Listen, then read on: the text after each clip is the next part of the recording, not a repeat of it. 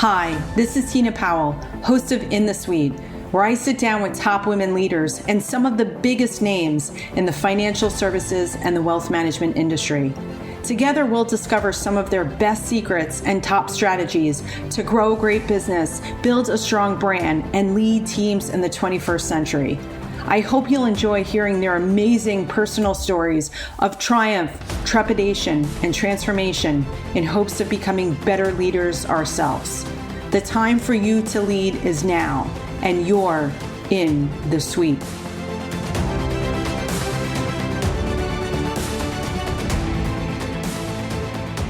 Within the first few pages of her book, Kris Putnam-Walk, a trusted advisor to the world's leading philanthropist, changed and challenged my thinking about giving and what it means to be a philanthropist. As she explains in her latest book, Delusional Altruism, why philanthropists fail to achieve change and what they can do to transform giving, published by Wiley, Kris defines a philanthropist as anyone who actively promotes human welfare. It's a much broader definition than I expected, which opened my eyes to the fact that a lot of us are philanthropists without even realizing it. For more than 20 years, wealthy families, ultra-high net worth donors, foundations, Fortune 500 companies, and celebrity activists have sought and benefited from Kris's advice to transform their giving and catapult their impact. As president of the Putnam Consulting Group, a philanthropy advisor, speaker, and award-winning author, she's helped over 100 philanthropists strategically allocate over $500 million in grants and gifts. Additionally, Kris works closely with estate planning attorneys, financial and wealth advisors, and family offices to serve wealthy families who wish to deepen their philanthropic commitments. Kris has been named one of America's top 25 philanthropy speakers for the past 3 years running. And before Delusional Altruism, Kris Putnam-Walk authored her first book, Confident Giving, Sage Advice for Funders. She's a Forbes.com contributor on philanthropy. Kris's clients include the J.M. Smucker Company, Robert Wood Johnson Foundation, David and Lucille Packard Foundation, Charles and Helen Schwab Foundation, Annie E. Casey Foundation, National Center for Philanthropy, Blue Shield of California, and the Cleveland Foundation. One of the gifts you'll discover about Kris Putnam-Walk in this episode are her lessons about the importance of investing in ourselves and how that can help us create the impact we want to and change the world. If you think this book doesn't apply to you and only to the world's wealthiest philanthropists, then you are sadly mistaken. Kris's latest book, Delusional Altruism, is for anyone looking to maximize their impact in 2021. Whether it be with your own time, connections, experience, resources, and whatever talents you've been blessed with. To take the premise of Kris's book, how you give is just as important as how much you give. In the suite. Wow, Kris Putnam-Walk, take a seat in the suite. I am so excited that we finally get to talk. How are you today? How are you doing? Welcome to In the Suite. Thank you so much. I'm really excited to be here. So Kris just published her second book. It's called Delusional Altruism. It's a 2020 edition. It's published by Wiley. She's been advising the world's leading philanthropists at Putnam Consulting Group on a global scale for over 20 years. And your expertise is in philanthropy, helping your clients transform their giving, catapulting their impact. And that is so fascinating. If we're going to have a discussion about philanthropy, Kris Putnam-Walk is the person that we want to have it with, because she is one of America's top 25 philanthropy speakers in the past 3 years running. She's author of 2 books, Delusional Altruism, we're going to talk about today in the suite, why philanthropists fail to achieve change and what they can do to transform giving. and a prior book, Confident Giving, Sage Advice for Funders. And she's also a contributor to Forbes on the subject of philanthropy. Her clients include J.M. Smucker Corporation, Robert Wood Johnson Foundation, David and Lucille Packard Foundation, Charles and Helen Schwab Foundation. The list goes on and on. As much as we talk about financial literacy, when do the subjects of philanthropy and giving really come? Where's that exposure from an academic point of view? I really feel that it's something that should be instituted at the high school level. So meaningful. Yeah, absolutely. There really is not many opportunities for learning, sort of formal, if you will, learning about philanthropy. Although there actually are an increasing number of youth philanthropy programs around the country and around the world.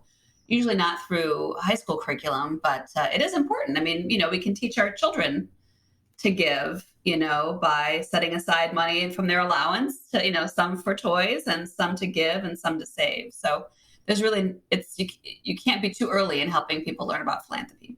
Oh, so well said. And this book is about philanthropy, as well as I feel that it's also a great resource for entrepreneurs in thinking about your giving, especially for startups. I feel that they should know the other side of the philanthropy equation as they are seeking funding from a philanthropist, a VC, and maybe even other micro areas of funding. So what a fascinating read. So let's start out with the book. And I think that, to our point about having that basic information, that foundational understanding of what philanthropy is, I thought, what a better way to have the words philanthropy and what it means to be a philanthropist from an actual philanthropist, consultant, and advisor. Yeah, most people equate philanthropy with tremendous wealth. You assume that it's the billionaires who are philanthropists, but really it's really most of us. It's probably most of your listeners. It's really anybody who actively promotes human welfare. I mean, I imagine that describes just about everybody listening. And really, certainly you can give money, and that's very important, but you can also give your time, your talent. You can give of the connections that you have and the doors you can open for nonprofit leaders in your community. I mean, think about, during COVID, so many nonprofit organizations were, of course, scrambling at the beginning of all of this, and everybody was wondering how to apply for PPP, loans. And, a lot of nonprofits don't have relationships with banks, or have a banker that they work with. They might have an account. And so simply introducing a nonprofit that you support, the leader, to your banker so that they could have a conversation about what do we need to do to apply? What does that mean? Could have saved, honestly, weeks of time and stress from that nonprofit. So, we really all have a lot of resources we might not think about as a person or as a donor. Think about your more than money, and what else do you have to give? And we all have, I think, a lot to give. Yeah. And a lot of times we want to give. Your suggestions just right there about being able to give through your time, through your network, through making a connection. I think that while a lot of times we might dismiss if we're asked for a financial contribution, however, stopping to take a pause and saying, well, if I really believe in this particular cause and if I really want to do something here, let me just pause, reflect, stop and think and say, well, I can't make a contribution today. However, I might have a few ideas. That's what was really great about the book, is that we are all philanthropists, right?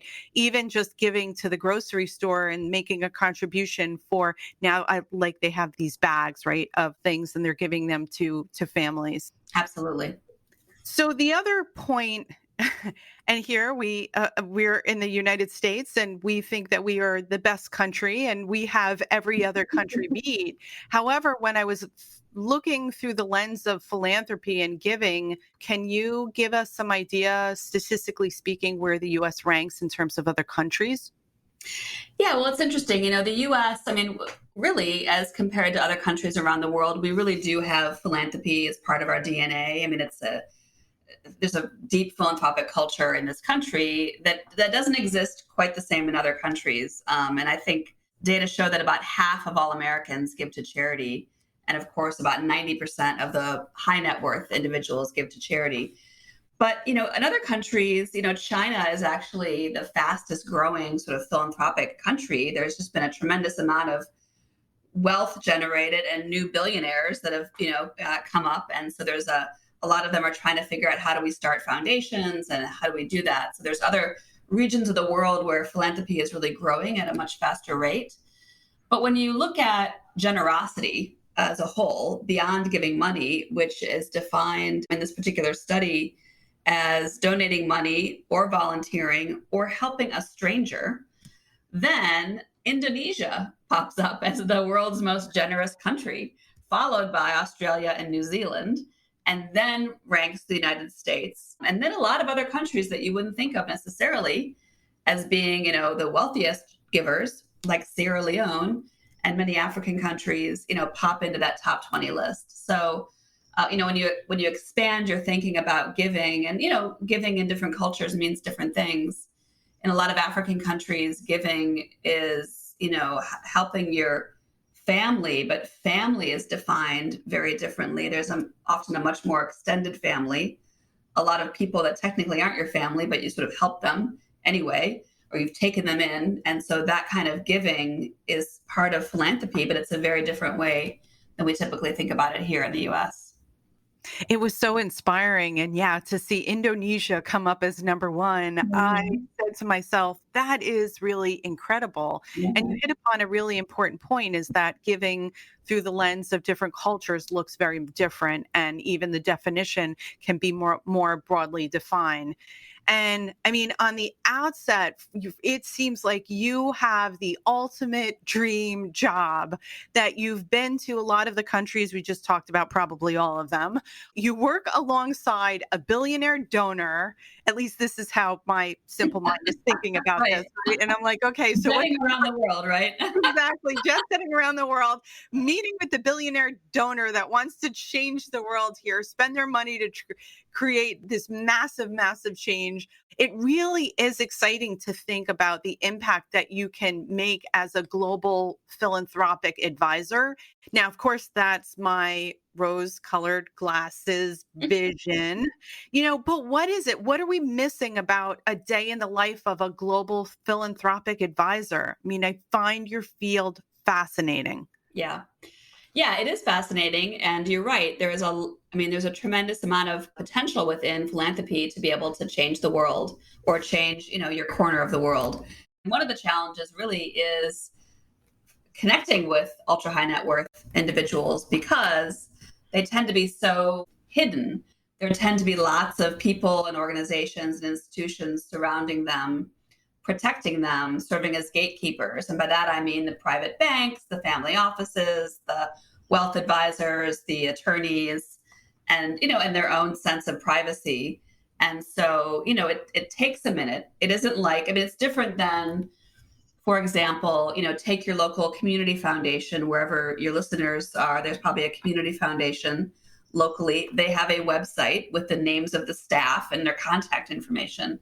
Or many family foundations or private foundations, they're more open and transparent about who they are, where they are, what they're doing, and how to get a hold of them. So that's the challenge, is making those connections. And, a lot of my work comes through referrals. A lot of it comes through those wealth advisors and family offices that are trying to help their clients with philanthropy. But those wealth advisors, those private banks, tend to be more transactional in how they help their clients in terms of giving.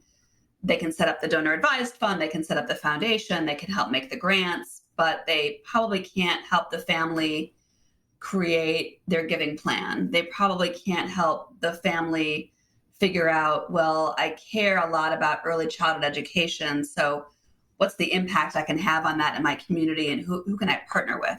Whereas I can come in and do more of that deeper, either strategy work or research or connection with the family.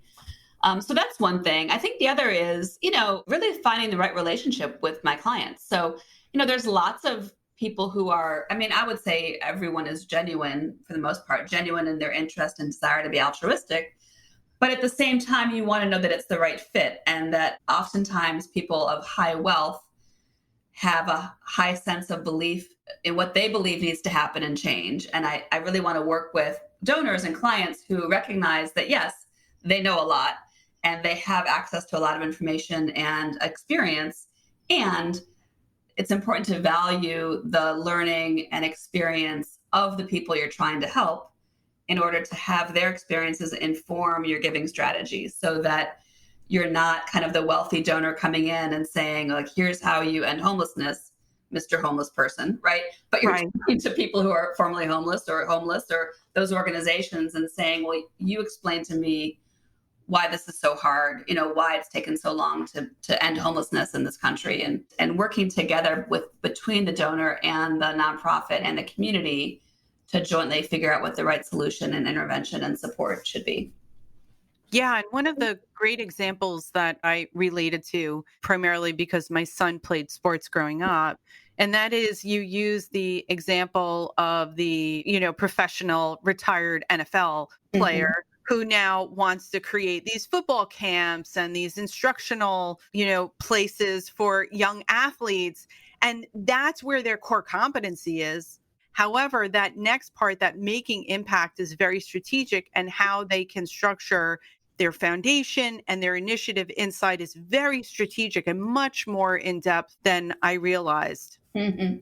Yeah, a lot of professional athletes and celebrities, as they have become successful and accumulated wealth, they often want to give back to their community and give back in ways that were meaningful to them. So maybe, they were able to attend camp, or they had a mentor, or they had some kind of after school program, or some kind of whatever it was.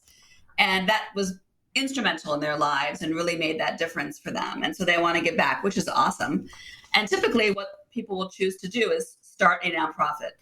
And they'll start the tutoring program, they'll start the camp, they'll start the after school organization. And what people don't often realize is, by doing that, you are starting a 501c3 organization that needs to be managed.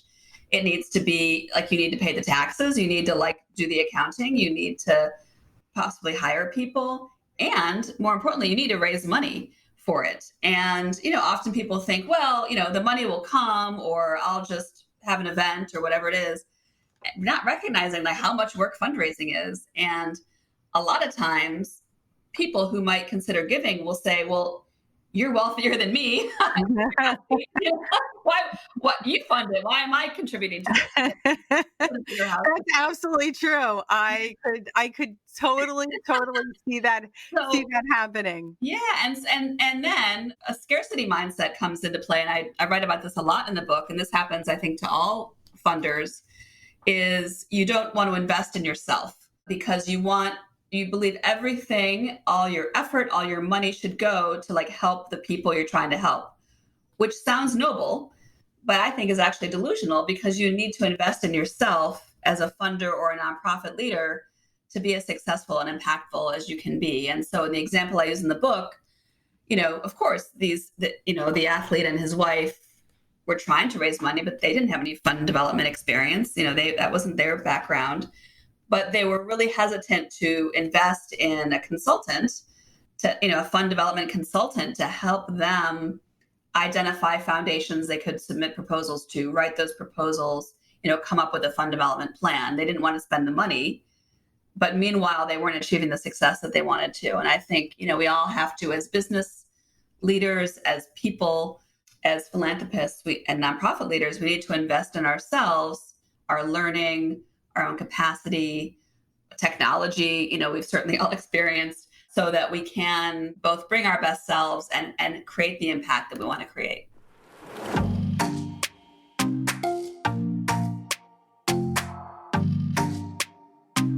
I know that you talk even a little bit about it in the book, and that is that when you mentioned the title Delusional Altruism to everyone, that we had a little bit of a laugh, but you don't really think of altruism being delusional at all. And then you immediately question yourself and say, well, what is it that I'm missing? Why am I delusional? So tell us a little bit about the genesis, about the book title. And I'm also really deeply curious. You've been in philanthropy for over 20 years. So where was that segue into philanthropy? Yeah, so it's interesting. The title of the book, Delusional Altruism, came about from a few different places, but one of them was very early in my career. I was working for a nonprofit organization in San Francisco, and we were trying to raise money to support various human rights organizations in Central America. And this was back in the day when fax machines were the new fancy technology, right? And I remember those days. and we used faxes the way we often use social media right now, which is to get the word out quickly to people. So we would send fax alerts and encourage people to, call their congressperson or come downtown for a demonstration or whatever it was. But, we sent these faxes multiple times a day, multiple times a week. They were so important to us that we decided as a nonprofit we could not possibly afford our own fax machine because it would be too exorbitant of an expense. It probably cost $900 at the time. Instead, we were instructed to walk down the street 10 blocks, half a mile, and borrow the fax machine of another nonprofit organization. So that was a mile round trip. We had to walk or take the BART in San Francisco. And, we did that multiple times a week. And so, a few months or years later, we actually take a delegation of people to Central America to literally to deliver the aid that we've raised for them and to support them. And we walk into the first organization we were visiting. And what do you think I see? This ginormous fax machine. I mean, this thing I've never seen a bigger one. It was on the floor. It did copying, collating, stapling, faxing, probably made the coffee. And I just was stunned. And I asked the executive director, how could you possibly afford a fax machine? You are relying upon international donations that we are bringing. And he looked at me like I was crazy. And he said, well, we need to send faxes to survive. It's really, it's vital to our work. And I thought, wow, that was my first, understanding of kind of this scarcity mindset and delusional altruism, because we didn't recognize how this lack of investment in ourselves was actually hurting us. Because if you think about it, if we spent, let's just say conservatively, 4 hours a week sending faxes, walking around and sending all these faxes.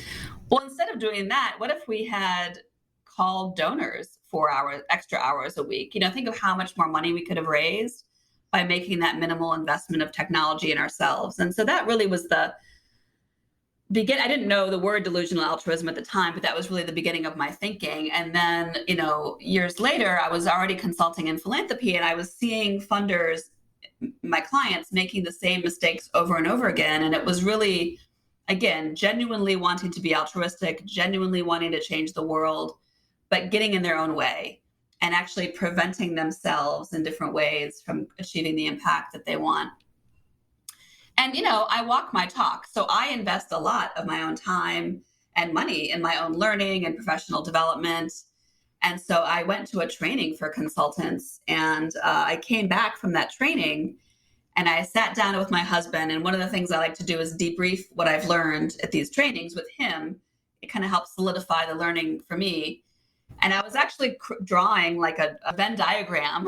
And I said, I was going to say it had to be a Venn diagram because everyone loves a Venn diagram, myself included. Who doesn't love a good Venn diagram? So yeah, I was saying, if it's this this and this, you get this, whatever. But if it's all three, you have, and then I just blurted out delusional altruism.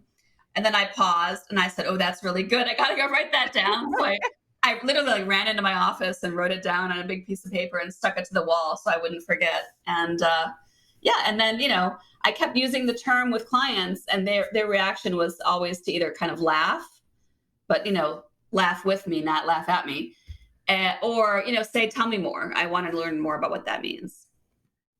The training that you just casually name dropped for consultants, is that a course that you would recommend? I'm speaking for a consultant. Oh, yes. Well, yeah. I'm working in consultant. So it's, so there's a gentleman by the name of Alan Weiss. Yes. Who you mentioned in the book. Yes. You mentioned in the book, the $1 Million Consultant. Yeah. Right? He wrote a book originally called $1 Million Consulting, and he's since written, I don't know, like 60 books. Oh. But he does a lot of training and advising for consultants to improve their consulting, their lives, their businesses the way that they can help their clients. And so I would certainly recommend various trainings and opportunities with him. Okay, that's really good advice. I have a copy of his book, and ladies listening, for the show notes, you can text the word "in the suite," all one word, INTHESUITE, to the number 44555 on your cell, and we will make sure that you get these show notes delivered right to your inbox today, because they are juicy. So, you share the name of the book, and yeah, I saw that example. You have me cracking up actually at different points of the book. And so the story that you just talked about, the fax machine, I got the vision in my mind here, and I can see how that could be some of the catalysts for you being involved in consulting, because there is an opportunity cost to everything. If you pick one strategy over another, you're foregoing something else. Delusional Altruism is a great business handbook. Yeah, I think so too. It's funny, one of my favorite compliments about the book was from my husband, who, like, midway through it, he said, "Honey, I had no idea you knew so much." And it was funny. And he owns a business also. He's an entrepreneur, and said the same thing. And I think it's true, because a lot of the content, even though it is written for philanthropists, and really it's written for, the variety that have lots of money, it's very applicable, I think, to anybody. A lot of the advice in there's a whole chapter that's called You're Unstoppable. And I talk about, being adaptive and agile and continuously learning is applicable, I think, to anybody. The book has a lot of great testimonials, including New York Times bestseller author Daniel Pink, philanthropist and founder Mitzi Perdue, which also has she's just a fascinating person. The president of Fidelity Charitable, Pamela Norley, who wrote this in your foreword and said this: "One of the biggest hurdles I see hindering this goal in philanthropy, and one of the many provocative ideas that Kris discusses in the book, is the misconception among donors that nonprofit organizations must be frugal in investing and in infrastructure." And when I saw that, I said, bingo, it's always about the money. It's always about the money. That has to be the number one thing that people think of, is just putting it all back into the foundation and not having the appropriate technology around you, people around you, infrastructure as it relates to training and ongoing learning, and then learning how to be unstoppable. Absolutely. Yeah. And it's about the money, and it's also about the mindset, and it's recognizing it, so for the nonprofit, if you're supporting, like, pick any issue that you care about, domestic violence or mental health or whatever it might be, right? And if you have a nonprofit that you think is really doing great work, they're the domestic violence shelter in the community and they do amazing work, and you believe in the leader, well, wouldn't you want that nonprofit to be the strongest nonprofit it can be? Wouldn't you want them to have top talent, great staff retention, an awesome board of directors, super good and strong financial management systems, a diverse fundraising apparatus so they can, always raise a lot of money, great communications and outreach, the ability to evaluate their effectiveness so they can always improve? Like, you want all of those things, right? But what happens, but those things do cost money. And that's the kind of the quote unquote overhead that people often think is bad. There's this myth around overhead is bad, and 99 cents of every dollar should go to, like, the programs and helping people. Well, you need to have the lights on. You need to pay rent. You need to pay salaries. You need to, it costs money to have good financial management systems in place. And so, it's important for us to recognize that we need to invest. If these nonprofits, and nonprofits represent something like 12% of the workforce in this country, it's a huge part of the economy, delivering services that are often contracted by the state or county government, providing vital services. And we need to make sure that they're as effective as they can be and make that investment. But part of it is a mindset that the nonprofit leader has to have the mindset of, they're worth it, and they need to ask for what they really need, and not just, get by on a shoestring and give all the money to the people they're trying to help. And the funder needs to shift their mindset and recognize that this is part of doing business. This is part of being philanthropic, You need to invest in these organizations so that they can thrive, so that they can have the greatest impact you want them to have, which is the point of all of this, right? The point is to be able to help as many people as you can. And we do that through strength. We don't do it by hamstringing ourselves. However, a lot of us have that scarcity mindset and we don't even realize that we have it. And what I love about your book is it's divided into two parts. You've got part one, which is that delusional altruism. And then the second part is the transformational giving. So you set the stage in one part of the book, and then you tell us the prescriptive measures on the other side. So before we get to the prescriptive measures, I think we do have to do some self-diagnosis here. And you have a great self-test. And don't ask me how I performed on this test either, Kris, but it's on page 17. And it's the scarcity mindset that you've mentioned already a few times here in the suite that I think is so important, because it's not only holding us back from altruism, but it's keeping us rooted where we are today. And COVID has just been a complete disruptor. And I want to call your attention now to some of the questions from that scarcity mindset. And I have a few of my favorites. It's really what you say is there's 8 questions. Give yourself a 1. Give yourself a 1 for every question. And they might not necessarily even be questions, ladies and gentlemen, that you think they are. Like, for example, I like number 3. Your workplace culture values working harder, not smarter. For example, people are expected to work late hours on weekends, long meetings are the norm, and that there's always a lengthy process for strategic planning and budgeting.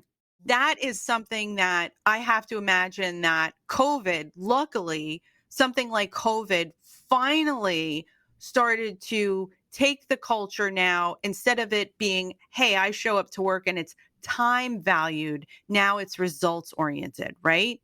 Oh, absolutely. I mean, I think, I've been working from home for 20 years, so I have always valued the work from home experience. But, I think what COVID has done, we've all had to go and work from home, and it's caused a lot of problems for anyone trying to supervise, their team remotely, if that's not something you're used to.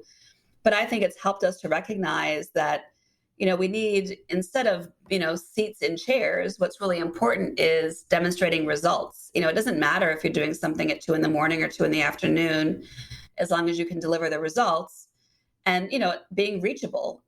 Again, it does not matter that you're in the building, but it does matter that someone can get a hold of you when they need to, and you'll be responsive to their needs. And so I think, this experience for all of us has helped us recognize, we kind of hold on to these misguided beliefs about what is supposed to be, how we're supposed to act, how we're supposed to work, just because we've always done it that way. And now we've been forced to recognize that there's a lot of very different ways of doing things. And a lot of, my clients have started practices during COVID that they want to continue when this, pandemic is over and we can all go back into the office. One of my clients is the CEO of a community foundation in California. And she said, every morning she has all of her team email her their top 3 priorities for what they're going to do that day and how they're feeling. And she said it's been helpful for a lot of reasons. One, she recognizes now that sometimes there's organizational priorities that no one is working on.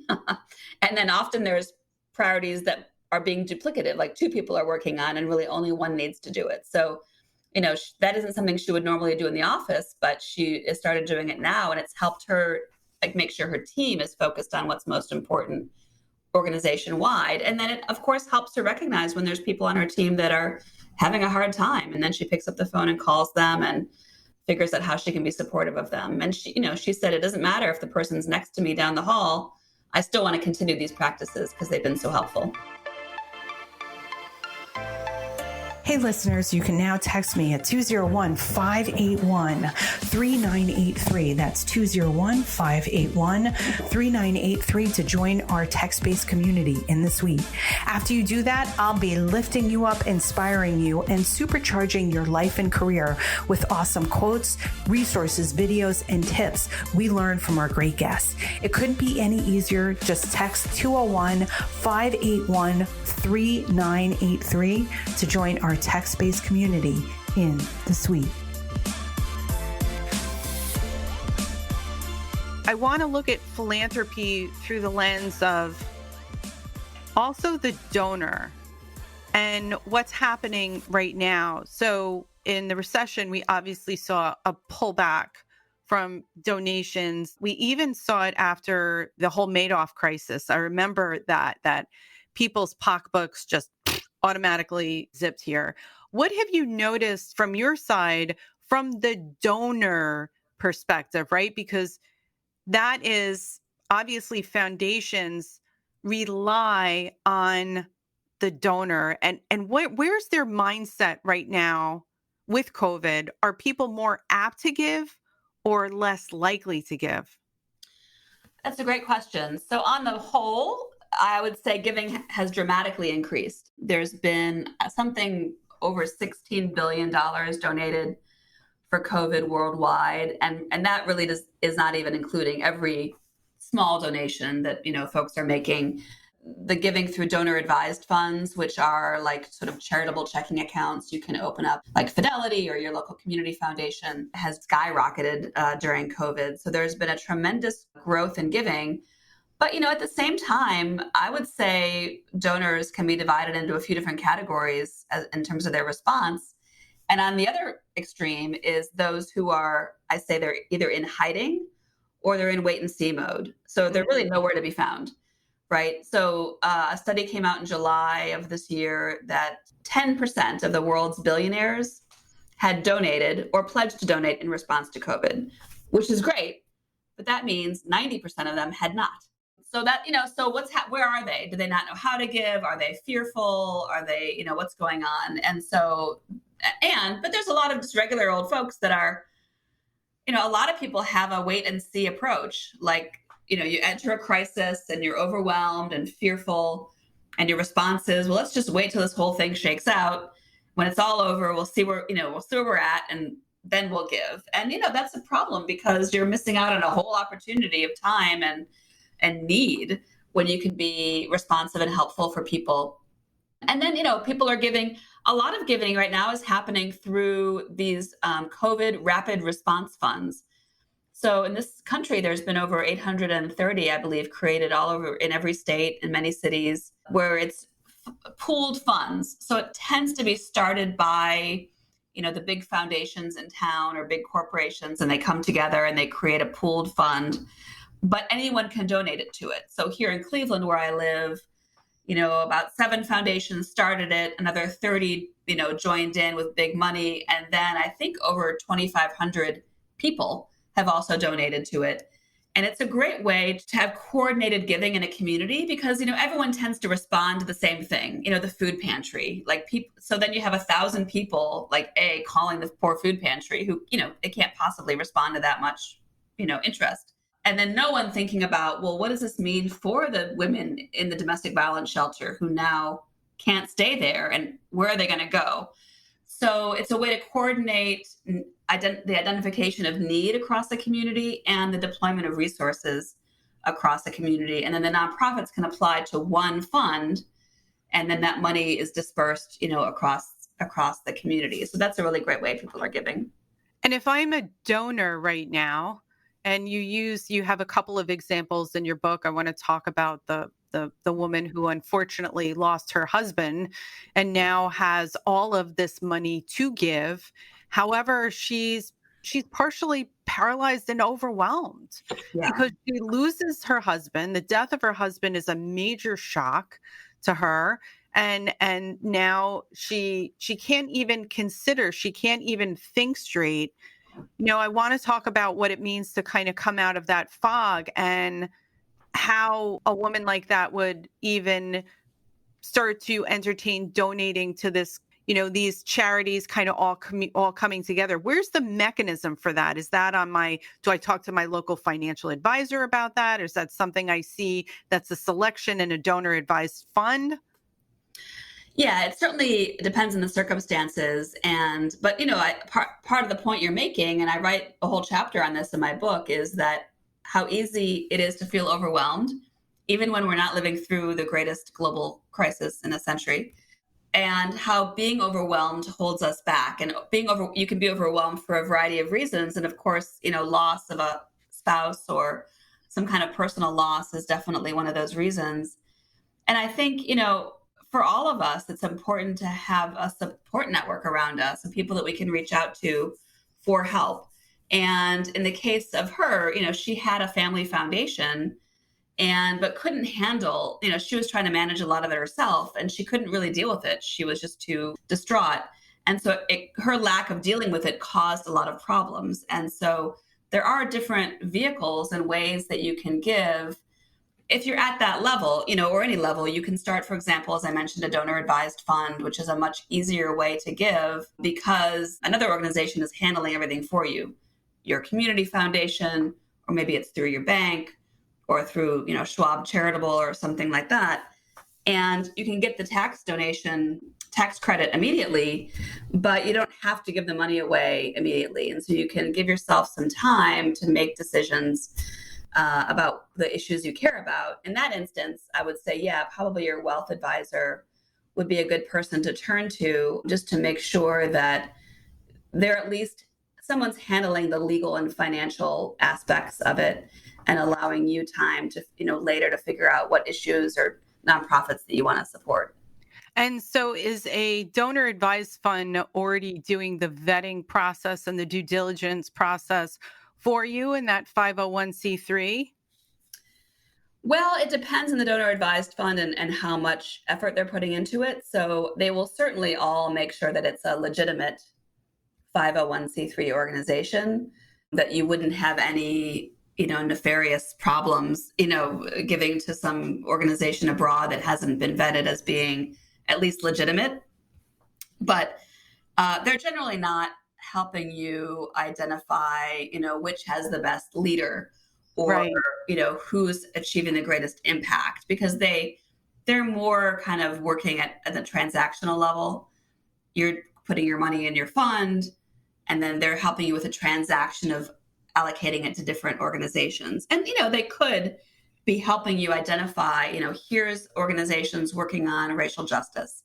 Here's organizations working on COVID in your community, to help you kind of narrow it down a little bit. But it's still up to you. Or, if you work with a professional advisor like myself, to do that extra work of figuring out, okay, well, there's 100 different organizations that are responding to COVID. Like, how do I pick the one that's meaningful to me? Or I think even more importantly, taking a step back and saying, what issues do I care about?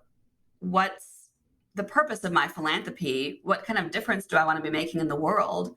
And how do I create a giving plan that reflects that? So I'm not just kind of responding to crises, but I'm more proactively and thoughtfully giving in ways that are meaningful to me, meaningful to my family or company. And I'm able to kind of track progress over time.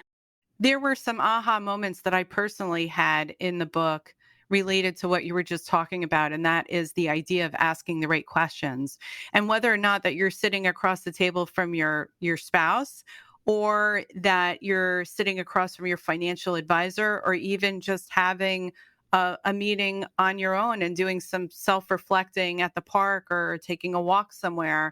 Chapter 8 starts out with getting us to the other side of delusional altruism, and that is asking ourselves the right questions.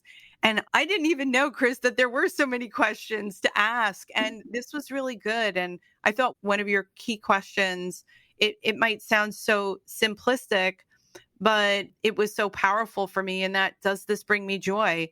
And because giving and altruism can be very hard, right? For that widow who establishes a foundation in the name of her deceased husband, and then 3 years later, it might not bring her joy, right? It might actually hold her back. I've seen that happen. Walk us through some of those decisions about things that we should be telling ourselves and asking ourselves before we just blindly go into, oh yes, we'll support this and we'll support that because it aligns with who we are at the moment. Yeah, I write in the book that I think philanthropists should actually should receive more than they give. And by that, I do not mean, receive more financially than they are giving, or I do not mean, receive more like through like media exposure or, ego boosting activities. I really mean they should experience, really more joy it should feel like, oh my God, I'm getting so much joy from this, even though I'm giving a lot or whatever I have to give, it should really feel on balance, like almost like you're receiving more. I often in my career have felt so lucky to be able to be working in communities, having meetings with people that I never would have had an opportunity to meet with because, we're just so different in our lives, our cultures, our backgrounds, our experiences. But to me, it's such a sense of joy and privilege that I feel so lucky to be in that position. But anyway, one assumes that giving money away is a joyful activity, right? And on the whole, I would think it would be. But there a lot of other emotions come into play. Guilt is one of them. I remember there's a donor who, her husband sold his business and for a lot of money. And they suddenly had more money than they ever expected to have in their lifetime, a lot more money. And yes, she wanted to be philanthropic and give, but she was first overwhelmed by guilt that she didn't deserve the money and by the way that her friends and her neighbors and her colleagues were suddenly treating her differently than they used to. Mm-hmm. And then the expectations that suddenly came upon her. So you have to be very careful. There can be a lot of depression and guilt involved. And you really want to make sure that you have clarity as a donor as to what's important to you, what's important to your family, and literally the kinds of activities you want to be involved in doing and not doing, and the kinds of organizations and causes that you want to support. And, get clear on your own boundaries and what's most meaningful and important to you, because joy begets joy. The more you're enjoying the work, the more you're going to give, the more you're going to continue it. You'll probably pass it on to your children and grandchildren, those values and that legacy. But if you're frustrated, you feel like the time you're spending is not what you want to be doing, if you feel like you're stuck doing a lot of paperwork and, reviewing all these lengthy proposals or whatever it is, and you don't like it, then stop. Change how you give.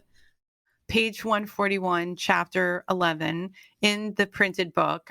In order to have a transformational impact on whatever issue you're passionate about, you need to give in ways that create lasting and sustainable change. To do that, you also need to transform yourself and how you give. How you give matters. It was such a simple statement, how you give matters. So where does that start with how we give? Yeah, I think it's a couple things. One is I think it's getting a lot of clarity on yourself and what's meaningful to you. And so in the other chapter about asking questions, one of the first questions is why? Like, why am I giving? Kind of what's the purpose of my philanthropy? And really starting with that, it doesn't mean you have to have a weekend meditation retreat on this. I mean, you can sit down with yourself for like an hour and like brainstorm for your family, right? But just getting clarity on what's meaningful to you. Like, do you want to make a big impact in a particular issue? Do you want to make sure your family is very philanthropic? Like, those are very different whys of why you exist as a funder. And so just getting clarity on that, because once you have clarity on why you exist as a philanthropy and what you're trying to accomplish with your giving, then everything else flows easier from that, because you're focusing really, it's kind of like you're focusing on your strategy, if you will, as opposed to your tactics.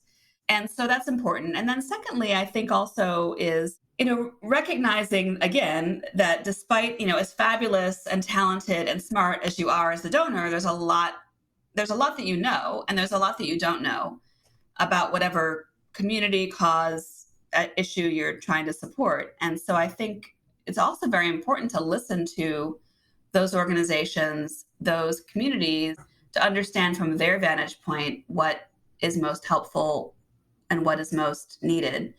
And, one of the things, for example, I talk about in the book is offering what's referred to as general operating support. So it's a grant that, or a gift to a nonprofit that basically says, here's money, $100, $100,000, whatever it is. We trust you to spend the money however you think is most important. And, let us know at the end, we'd love to hear about it a year from now. Right. And that money, that's like the gold standard of grant among nonprofits, because too often they're given money, but it's like for this project and for that project, and they're kind of cobbling together resources to support this nonprofit and the work that they're doing, but they don't have the resources for like adapting their strategy to COVID. They don't have the resources for how do we quickly get technology so we can go online? How do we shift from doing our gala in person to doing our gala virtually? All these like pivots and shifts that nonprofits need to make, not just during COVID, but even normally. Or how do you take advantage of an opportunity that's opening up in your community, but you need to invest some resources? And when you have general operating unrestricted support, it allows you as the nonprofit leader to be more agile and nimble and adaptive and navigate around problems or take advantage of opportunities. But if you're stuck with, limited to this can only go for the camp and this money can only go for the after school tutoring program and this one can go for this project, but it can't pay for the staff. And, it's very hard to have an impact when you're working that way. And so that's, just an example of one way of like how you give matters. So instead of giving, here's $5,000, you can only spend it for these things, say, here's $5,000, we trust you to spend it how you think is most important. That operational agility is also something that you talk about in my favorite chapter, which is chapter 12. Pick the name: Delusional Altruism, Delusional Entrepreneurship, Delusional Business Owner. There's so many great things that can be just applied to your everyday life. And I want to just, for you ladies in the suite here, I want to just rattle off those 5 steps. And we're going to be giving away 5 copies of the book.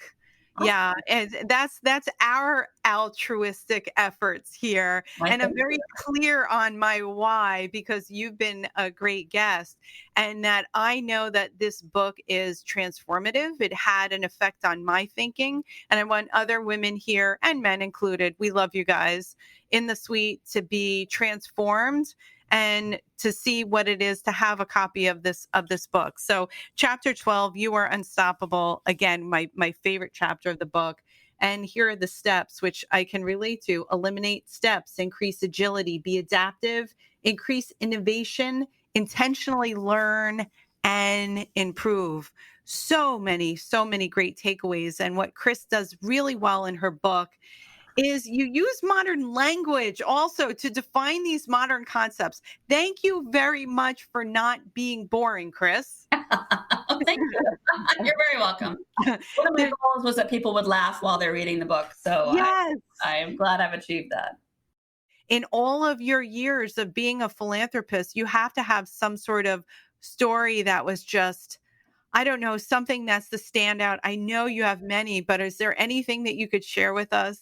Yeah, and it's one of the philanthropists that you referred to earlier, which is Mitzi Perdue.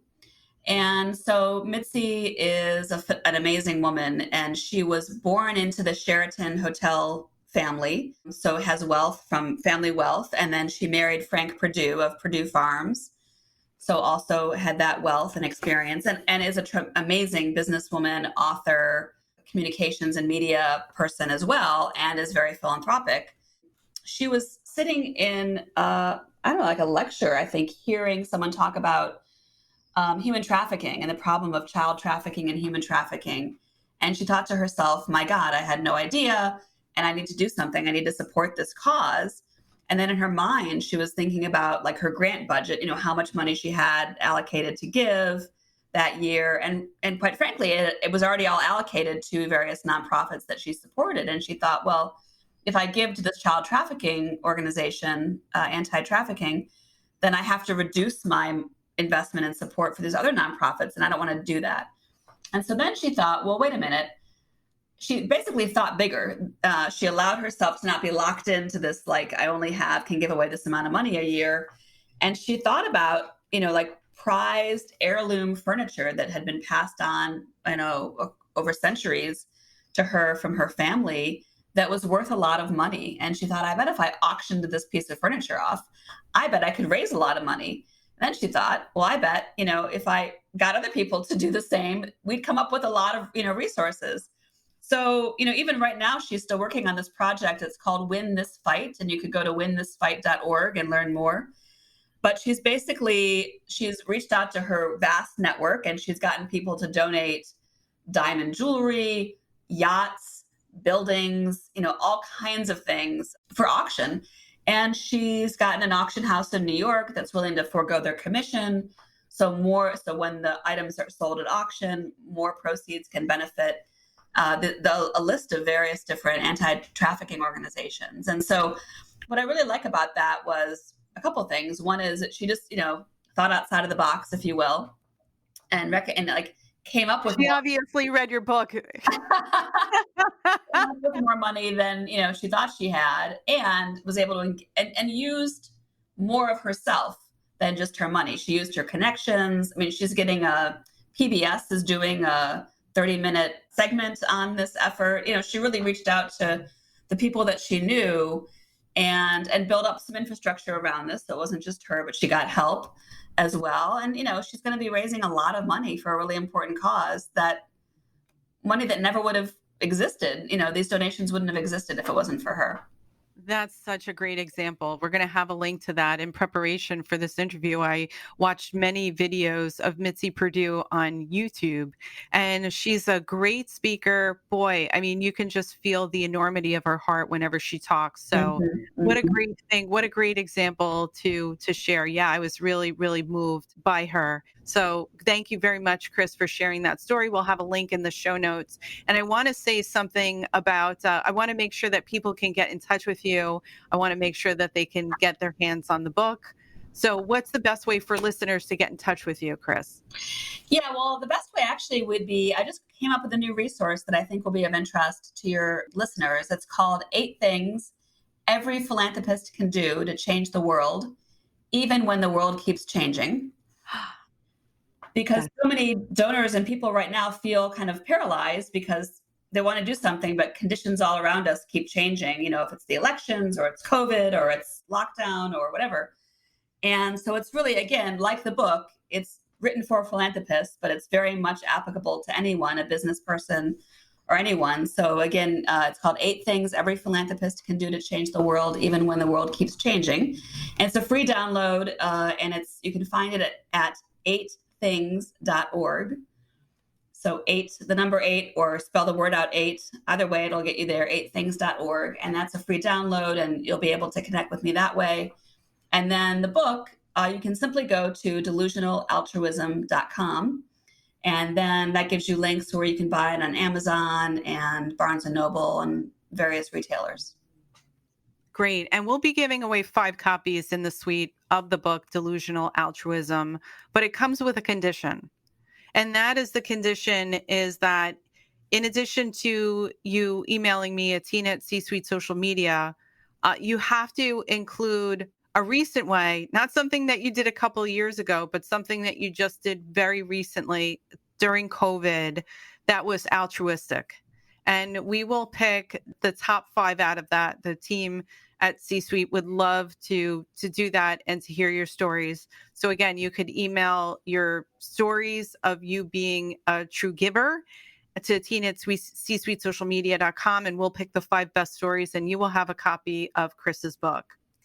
Now, our last question is something that we ask all guests, because I can imagine that, especially for you, Kris, you've been in front of billionaires across the globe, and that there's all a time where we need to channel this, this superpower and just be on our game, whether or not that you're using a mantra to do it, a physical object, a ritual, or practice. We've heard amazing stories in this. So I'm so deeply curious as to what it means for you. Honestly, what I say to myself in walking into those situations is, you're lucky to have me. That's so great. Because it's true. Like, I believe that, I believe, yes, they're billionaires, or yes, they're, celebrities, or yes, they're, just very successful entrepreneurs, which is awesome, but they're not global philanthropy experts, but I am, and I can absolutely help them. And so that's the mindset that I put myself in. That's so great. So the next time I'm in front of a billionaire founder, I'm going to actually have to use that. That is fantastic. Yeah. Well, Kris Putnam-Walk, you have been amazing here in the suite. This is incredible knowledge. It's a great book. Again, Delusional Altruism. And we're just so excited. We're better off for the process for having you today here in the suite. So thank you so much for your contributions. Oh, Tina, thank you so much. It's been great to be on the show. You're listening to In the Suite, a podcast that shares amazing stories of women in business and the financial services and the wealth management industry. Our producers are Tina Powell and Kevin Hirshorn. Our editor-at-large is Kevin Hirshorn. Our content writers are Carmen Varner and Tina Powell. Our research and technical assistant is Rachel Powell. In the Suite podcast is sponsored by C-Suite Social Media, a digital marketing and social media agency for C-Suite leaders and companies in finance and technology. You can visit csuitesocialmedia.com to learn more.